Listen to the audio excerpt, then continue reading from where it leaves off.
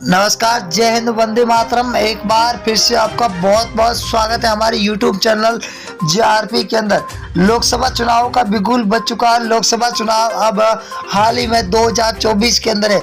अब इससे पहले आपको बता दें कि लोकसभा चुनाव से पहले ही 4 राज्यों में विधानसभा के चुनाव है।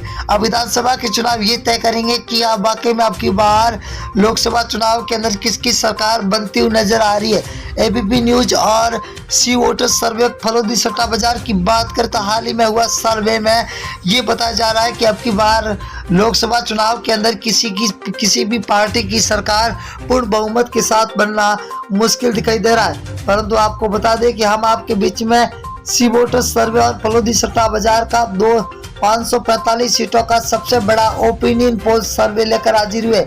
हर एक सीट के बारे में बताएंगे कि कौन सी सीट किस पार्टी को मिलती हुई दिखाई दे रही है और किस पार्टी को फायदा होता हुआ दिखे। तो पहला राज्य है कर्नाटक, जहां पर बीजेपी को 8 सीटें मिलती हुई दिखाई दे रही है, तो कांग्रेस को 15 सीट, वही जेडीएस को 5 और बीएसपी को 0, तो कुल 28 सीटें। अगर कश्मीर की बात करें तो कुल 6 सीटें, जहां बीजेपी को 1, आईएनसी को 3, पीडीपी को 2 और एनसी को 0 यहाँ पर सीटें मिलती हुई दिखाई दे रही है।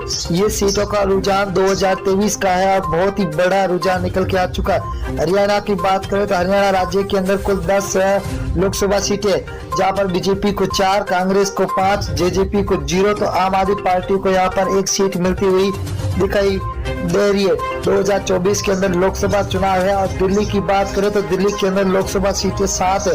7 में से बीजेपी को 2 सीटें मिल रही है, तो वही कांग्रेस को 4, आम आदमी पार्टी को 1 सीट मिल रही है, तो बीएसपी को यहाँ पर 0 सीट मिलती हुई दिखाई दे रही है। तो अदर के खाते में 0 जा रही है। अगर हम पंजाब राज्य की बात करें तो 13 लोकसभा सीट है, जहाँ बीजेपी को 1 सीट मिल रही है, वही कांग्रेस को 2 सीटें मिल रही है, तो आम आदमी पार्टी के खाते में 9 सीटें जा रही है और एसएडी को 0 सीट मिलती हुई दिखाई दे रही है।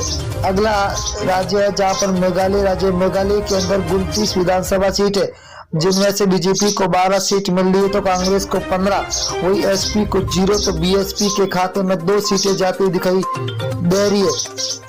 अगला राज्य झारखंड। झारखंड की बात करें दोस्तों तो यहाँ पर 19 लोकसभा सीटें, जहाँ बीजेपी को 6 मिल रही, तो वही कांग्रेस के खाते में 8 सीटें जा रही है, तो जेएमएम के खाते में 5 सीटें जा रही है, तो आरजेडी के खाते में 0 सीट मिलती हुई दिखाई दे रही है। आंध्र प्रदेश राज्य की बात करें तो यहाँ पर लोकसभा सीटें 25 है। 25 में से बीजेपी को 8, वही कांग्रेस को 4, तो वाईआरएस को 10 और टीडीपी को 3 सीटें मिलती हुई दिखाई दे रही है, तो अदर के खाते में 0 सीट मिलती हुई दिखाई दे रही है। उड़ीसा की बात करें तो उड़ीसा के अंदर लोकसभा सीटें 21 है। 21 में से बीजेपी को 6 सीट, वही कांग्रेस को 9, तो बीजेडी को 6 सीट और एनसी को 0 सीट मिलती हुई दिखाई दे रही है। बहुत ही तगड़ा महाओपिनियन पोल निकल के आ चुका है। तमिलनाडु की बात करें तो यहाँ पर कुल 39 लोकसभा सीट है, जहाँ बीजेपी को 4, तो कांग्रेस को 5, डीएमके को 15, एएलए को 15 सीटें मिलती हुई दिखाई दे रही है, तो 0 खाते में जा रही है अदर के।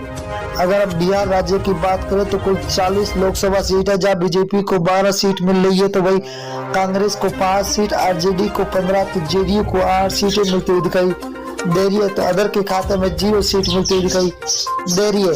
अगला है राजस्थान। राजस्थान के अंदर कुल लोकसभा सीट है 25 में से बीजेपी को 10 सीट है, तो कांग्रेस को 14 सीट, वही आरएलपी के खाते में 1 सीट जा रही है, तो आम आदमी पार्टी को यहाँ पर 0 सीट पर संतोष होना पड़ रहा है, तो अंदर खाते में 0 सीट। उत्तर प्रदेश की बात करें तो कुल 80 विधानसभा सीटें है, जहाँ बीजेपी को 32, वही कांग्रेस के खाते में 14, एसपीआई के खाते में 27, बीएसपी को 2 सीटें, वही अदर के खाते में 5 सीटें जाती हुई दिखाई दे रही है। अगला राज्य है उत्तराखंड। उत्तराखंड के अंदर 5 लोकसभा सीटें, जिनमें से बीजेपी को 3 सीट, वही आईएनसी को 2, तो बीएसपी को 0, आम आदमी पार्टी के खाते में 0 सीट मिलती हुई दिखाई दे रही है, तो यहाँ पर अदर के खाते में अभी 0 सीट जाती हुई दिखाई दे रही है। पश्चिम बंगाल की बात करें तो कुल लोकसभा सीटें 42 है। 42 में से 17 बीजेपी के खाते में जाते हुए दिखाई दे रही है, तो वही आईएनसी को 0 सीट है, तो टीएमसी को 25 सीट है, सीपीआईएम को 00 सीट मिलती हुई दिखाई दे रही है। आंध्र प्रदेश की बात करें तो आंध्र प्रदेश के अंदर लोकसभा सीटें 2 है, जहां पर बीजेपी को 1 सीट मिल रही है। तो यहाँ पर कांग्रेस के खाते में 1, एसपी को 0, तो बीएसपी के खाते में भी 0 सीट जाती हुई दिखाई दे रही है, तो अदर के खाते में 0। अगर हम मेघालय की बात करें तो मेघालय के अंदर लोकसभा सीटें 2 है, 2 में से बीजेपपी के खाते में 0 सीट, 1 सीट जा रही है, तो वही कांग्रेस को 1 सीट मिल रही है। तो एसपी को 0, तो बीएसपी के खाते में भी 0 सीट जाती हुई दिखाई दे रही है। अगला राज्य है जहाँ लक्षद्वीप है, लक्षद्वीप के अंदर लोकसभा सीट 1 है, वही 1 कांग्रेस के खाते में जाते हुए दिखाई दे रही है, तो बीजेपी को यहाँ पर 0, एसपी और बीएसपी के खाते में भी 0 सीट जाती हुई दिखाई दे रही है। अगला राज्य है महाराष्ट्र, महाराष्ट्र के अंदर 48 विधान लोकसभा सीटें है, जहाँ बीजेपी को 15, कांग्रेस के खाते में 14, तो एसएचएस को 10 और एनसीपी को 8 सीटें मिलती दिखाई दे रही है, तो अदर के खाते में 0 सीट जाती हुई दिखाई दे रही है। छत्तीसगढ़ राज्य की बात करें तो यहाँ पर लोकसभा सीटें 11 में से बीजेपी को 6 सीट मिल रही है, तो आईएनसी के खाते में 5 है, आम आदमी पार्टी को 0, बीएसपी को यहाँ पर 0 सीट मिल रही है, तो अदर के खाते में भी 0 सीट जाती हुई दिखाई दे रही है। तेलंगाना की बात करें तो कुल 17 लोकसभा सीटें, जहाँ बीजेपी को 3 सीट, वही कांग्रेस को 5, तो टीआरएस को 7, एआईएम को 2 सीटें मिलती हुई दिखाई दे रही है। बहुत ही बड़ा तगड़ा झटका लगता हुआ दिखाई दे रहा है आपकी बात। अगर केरल की बात करें तो केरल के अंदर 20 विधान लोकसभा सीटें, जहाँ बीजेपी को 1 सीट मिल रही है, तो कांग्रेस को 10 सीटें, वही एलडीएफ को 9 सीटें मिल रही है, तो यूडीएफ को 0 सीट मिलती हुई दिखाई दे रही है, तो अदर के खाते में 0 सीट जाती हुई दिखाई दे रही है। असम राज्य की बात करें तो कुल 14 सीट है, जहाँ बीजेपी को 7, को कांग्रेस को 6, एआईयू को 3 और अदर के खाते में 0 सीट जाती हुई दिखाई दे रही है। बहुत ही बड़ा तगड़ा झटका सभी को मिलता हुआ दिखा। गुजरात की बात करें तो कुल 26 लोकसभा, जब बीजेपी को 12, कांग्रेस को 6, तो आम आदमी पार्टी को 8, बीएसपी के खाते में 0 सीट जा रही है, तो अदर के खाते में भी